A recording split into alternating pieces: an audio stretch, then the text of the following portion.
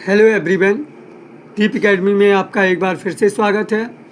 आज हम lesson number 3 की एक्सप्लेनेशन करेंगे। Lesson number 3 2 stories about flying था। उसका पहला पार्ट हमने पहले वीडियो लेक्चर्स में कवर कर लिया है। आज हम उसके second part the black aeroplane की एक्सप्लेनेशन करने जा रहे हैं।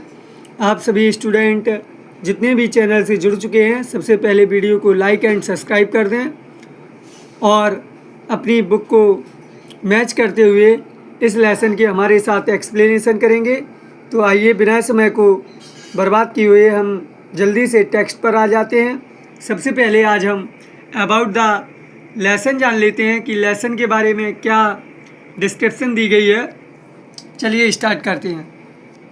तो अबाउट द लेसन में आते हैं तो कह रहे हैं Frederick Forsyth describe quite and unique but mystery experience during his flight from Paris to London. तो देखो, फ्रेडरिक जो फोर्सिथ हैं उन्होंने अपना यूनिक एंड मिस्टीरियस एक्सपीरियंस दिया है। यूनिक जो अद्वितीय है और मिस्टीरियस एक्सपीरियंस जो रहस्यमय है अनुभव, उसके बारे में बताया। ड्यूरिंग हिज फ्लाइट, जब उनकी यात्रा हुई कहाँ से, फ्रॉम पेरिस टू लंदन। वो पेरिस से कहाँ जा रहे हैं, लंदन जा रहे हैं। ड्यूरिंग द फ्लाइट, देखो फ्लाइट के दौरान क्या हुआ, during the flight he was lost है, तो उड़ान के दौरान वह खो गए। एमिड माउंटेन्स ऑफ डार्क क्लाउड, जो अंधेरे बादल थे उनके बीच में वो क्या हो गए, खो गए। He could not believe his eyes, उन्हें अपनी आँखों पर विश्वास नहीं हुआ।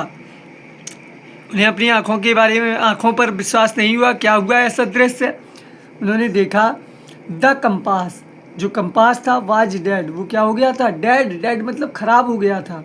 जो कंपास था, दिशा सूचक यंत्र था, वो खराब हो गया था। इट वुड नॉट वर्क, यह कार्य नहीं कर रहा था।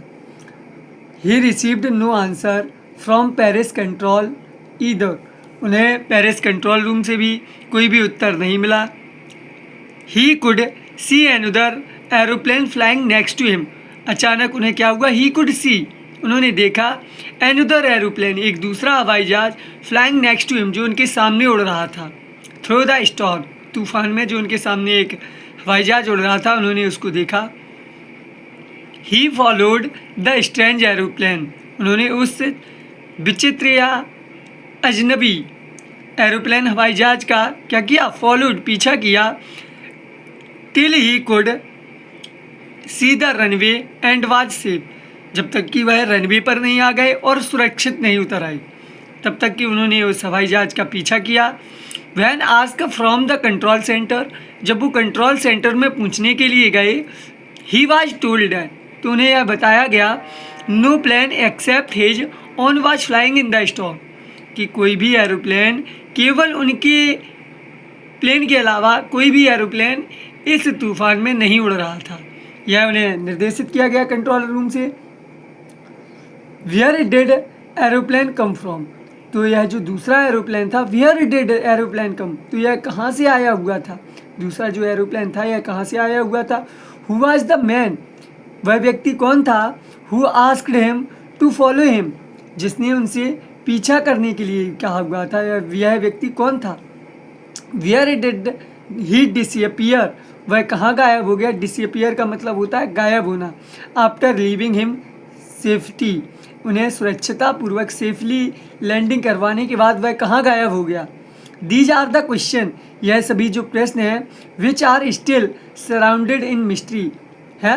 दीज आर द क्वेश्चन, यही सभी जो प्रश्न हैं कि वह एरोप्लेन कहाँ गया, उस एरोप्लेन में कहाँ था, कहाँ था वह और कौन उड़ा रहा था उसको, है जिसने मेरी मदद की। यही सभी वह जो राइटर है इन सभी प्रश्नों के उत्तर चाहता है। दीज आर द क्वेश्चन, यह सभी जो प्रश्न हैं, विच आर स्टिल सराउंडेड, जो घिरे हुए हैं, इन मिस्ट्री मतलब रहस्य से।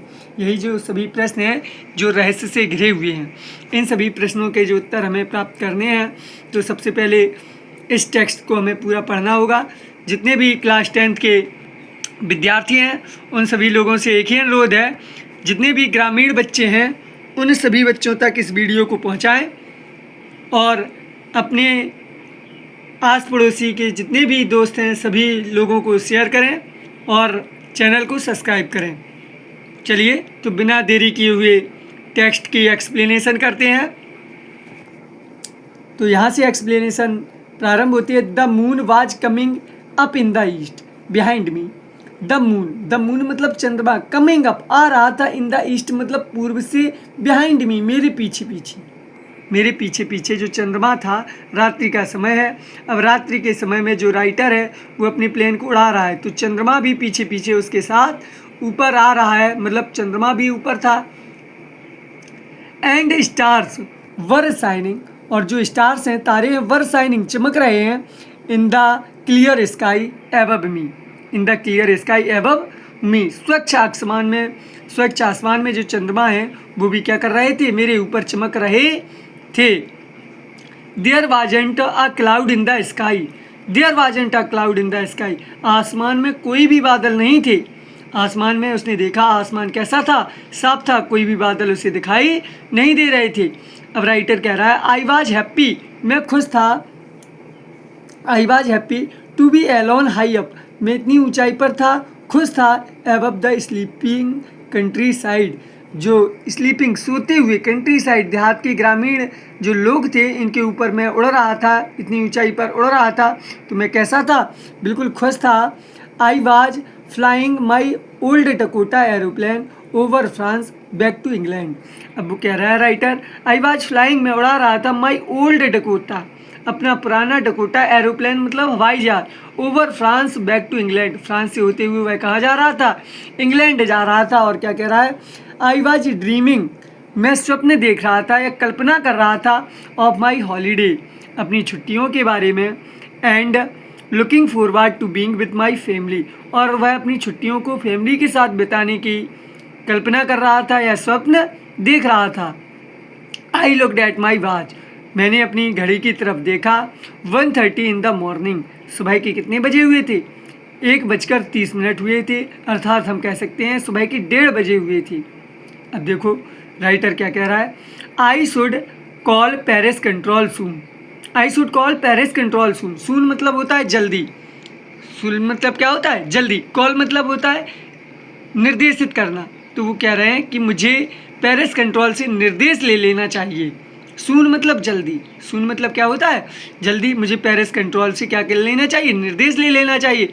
आई थॉट, मैंने सोचा, as I looked down past the nose of the aeroplane, the nose मतलब क्या होता है, एज आई लुक्ड जैसे ही मैंने देखा, डाउन मतलब नीचे, past the nose of the aeroplane, nose मतलब होता है आगे वाले हिस्से की तरफ, एरोप्लेन के जैसे ही मैंने आगे वाले हिस्से की तरफ देखा, I saw the light of a big city, I saw the lights, मैंने प्रकाश देखा, ऑफ अ बिग सिटी, एक बड़े शहर का मैंने क्या देखा, प्रकाश देखा, इन फ्रंट ऑफ मी, अपने सामने मैंने क्या देखा, एक बड़े से शहर का प्रकाश देखा। As I looked down past of the nose of the aeroplane, जैसे ही मैंने एरोप्लेन के आगे वाले हिस्से को देखा तो मुझे क्या दिखाई दिया, आई सा द लाइट, मुझे प्रकाश दिखाई दिया, ऑफ अ बिग सिटी, एक बड़े से शहर का, इन फ्रंट ऑफ मी, मेरे सामने। अब देखो क्या कह रहा है राइटर, आई स्विच ऑन, मैंने चालू किया, स्विच ऑन, जितने भी इलेक्ट्रॉनिक डिवाइस होते हैं उनको क्या करते हैं, स्विच ऑन मतलब चालू करना, और स्विच ऑफ मतलब बंद करना। तो क्या कह रहा है writer, I switch on the radio, मैंने रेडियो को चालू किया, एंड सेड, और कहा, पेरिस कंट्रोल, और उसने निर्देश दिया, Paris control, Dakota DS 088 here, और उसने पेरिस कंट्रोल को निर्देशित किया, बताया डकोटा DS, प्लेन का ये नेम है, Dakota DS 088 here, can you hear me, क्या तुम मुझे सुन सकते हो, ऐसा निर्देशित दिया उस राइटर ने बताया। I am on my way to England over, मैं अपने रास्ते से होकर इंग्लैंड जा रहा हूँ, और उसने अपनी बात का क्या कर दिया, समाप्त कर दिया, इतना बात निर्देश करके उसने अपनी बात को क्या कर दिया, समाप्त कर दिया। The voice from the radio answered me immediately, अब देखो जो वॉइस थी रेडियो से आई थी उसने आंसर्ड उत्तर दिया, मी मतलब मुझको है, इमीडिएटली मतलब होता है तुरंत ही, जो वॉइस थी आवाज़ वहाँ से पुनः वापस आई और रेडियो से मुझे उत्तर मिला, क्या मिला, DS 088 I can hear you, I can hear you, उसने उत्तर दिया DS 088 मैं तुम्हें सुन सकता हूँ, मैं तुम्हें सुन सकता हूँ, ऐसा रेडियो से उत्तर आया, आई कैन हियर यू, मैं तुम्हें सुन सकता हूँ। अब देखो आगे क्या कहा, और उसने निर्देशित दिया यू आर टू टर्न, तुम्हें मुड़ जाना चाहिए 12 डिग्री वेस्ट नाउ, अब तुम्हें 12 डिग्री मुड़ जाना चाहिए वेस्ट की ओर। कितनी डिग्री मुड़ जाना चाहिए? 12 डिग्री मुड़ जाना चाहिए। DS088 over. और उसने अपनी बात को क्या कर दिया? समाप्त कर दिया। उसने निर्देशित दिया कि Dakota DS088 I can hear you, मैं तुम्हें सुन सकता हूँ। अब तुम्हें क्या करना चाहिए? यू आर टू टर्न, तुम्हें मुड़ जाना चाहिए 12 डिग्री 12 डिग्री वेस्ट पश्चिम की ओर अपने मुड़ जाना चाहिए। DS088 over. और उसने अपनी बात को क्या कर दिया? समाप्त कर दिया। अब देखो राइटर आगे क्या कर रहा है। अब वो कह रहा है आई चेक द मैप, मैंने मैप को चेक किया।